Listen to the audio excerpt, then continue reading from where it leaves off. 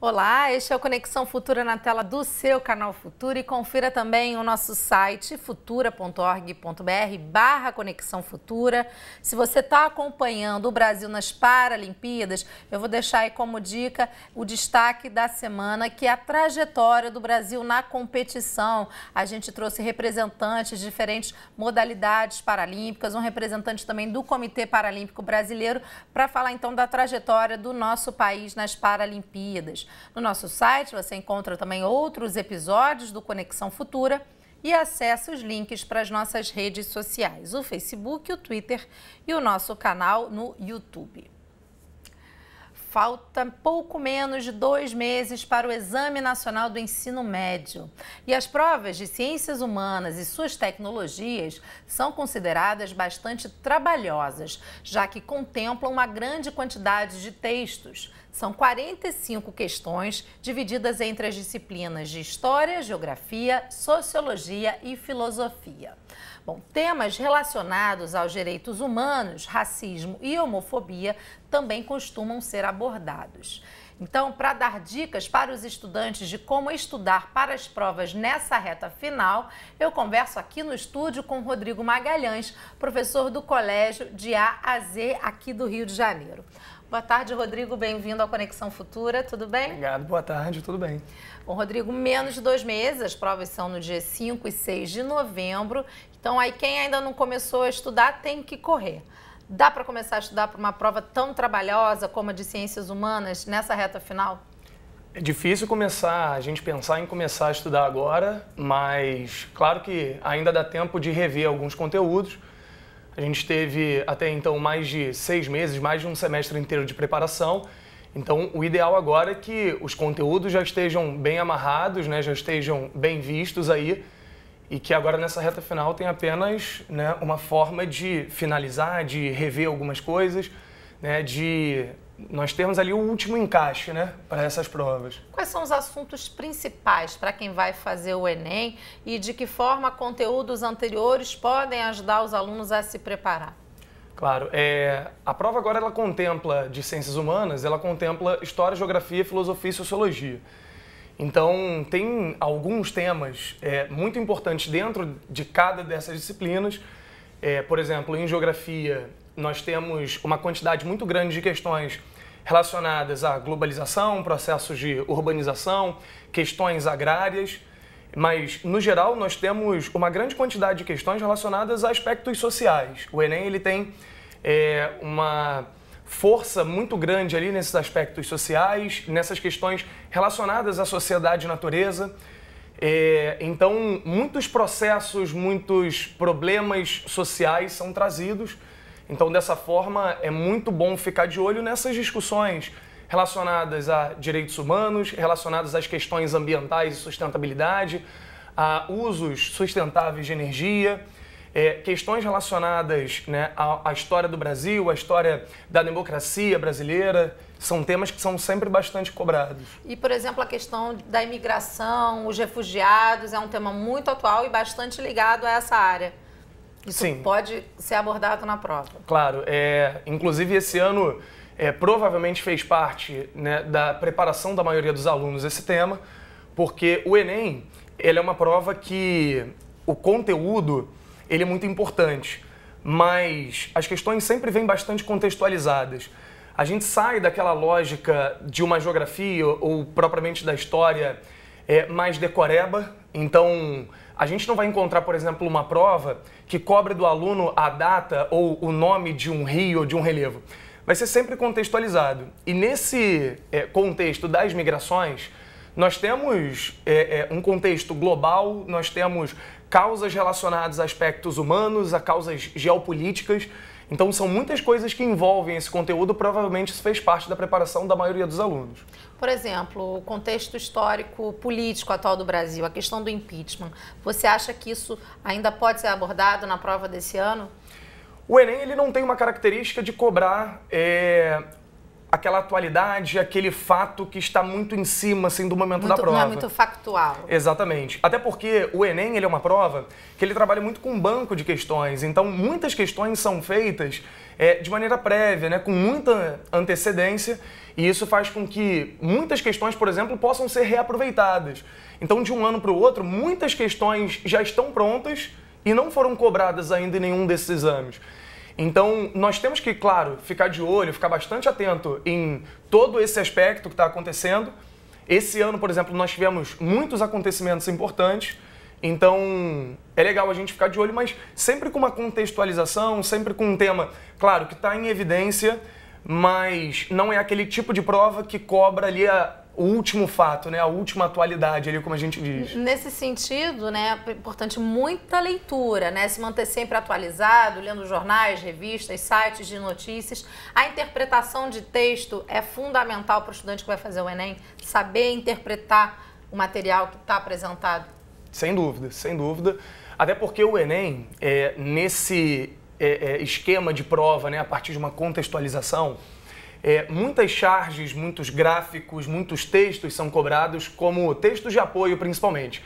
É muito difícil a gente enxergar no Enem uma questão que tenha apenas uma pergunta direta. Então é muito comum a gente pegar uma questão com texto, com uma charge, e isso faz com que o aluno tenha que ter ali uma capacidade muito grande de interpretação e uma rápida interpretação. Então a gente sempre diz que a leitura, né, seja de uma revista, seja de um jornal, né, uma leitura simples ao longo do ano é muito importante, né, se torna muito importante para a prova. Até porque em muitos desses textos, o aluno muitas vezes ele quer evitar o texto, o aluno ele quer, né, pela falta de tempo, ele quer ir direto à pergunta, ele quer, né, pegar ali o verbo de comando. Mas muitas vezes... A chave da resposta pode estar no próprio texto. Está no texto. Então, muitas vezes, o próprio texto ele já te dá um direcionamento, ele já te dá uma dica. Então, é muito importante que o aluno ele tenha a capacidade de uma leitura rápida e de uma compreensão também bastante acelerada.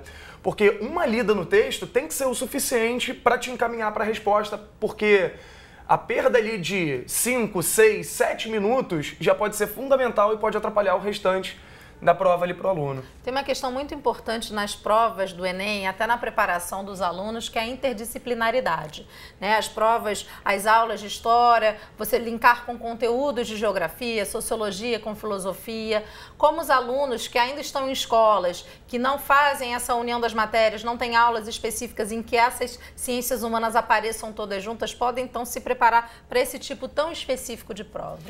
O caso é que o Enem ele tem cobrado cada vez mais esse tipo de questão a partir do momento em que muitos aspectos históricos são trazidos, de repente, para dar um exemplo, né, de algum fenômeno, de algum acontecimento atual.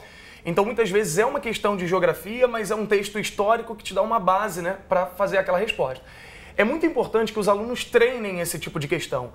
Então, por isso que nessa fase de preparação, nessa fase em que nós já estamos muito próximos, né, da prova, é muito importante que os alunos façam as provas anteriores. Isso é fundamental para o sucesso do aluno nas provas, até porque o aluno ele tem que se ambientar com o tipo de prova que ele está fazendo.